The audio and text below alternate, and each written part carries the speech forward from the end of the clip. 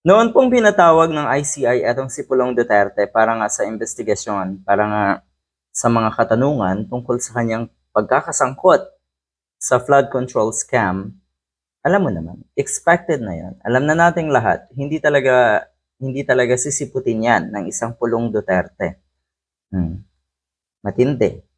Nung si Congressman Sandro Marcos ay nabanggit, siya mismo siya mismo ang nag-voluntary or nag-present ng sarili niya voluntaryo para nga sa mga katanungan sa ICI.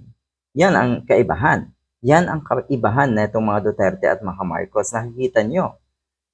At ngayon, dapat ding paimbestigahan pala talaga etong si Bongo. At kung hindi daw yan mangyari, kung walang ganyang investigasyon na mangyayari ang ICI, ay dapat hindi na yan ituloy.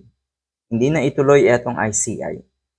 Yan po ang mungkahi na itong si dating Senator Antonio Trillanes na dapat ay paimbestigahan din etong si Bongo at si Pulong Duterte. Pero kung si Pulong ay hindi nga sumipot, I doubt na etong si Bongo ay sisipot.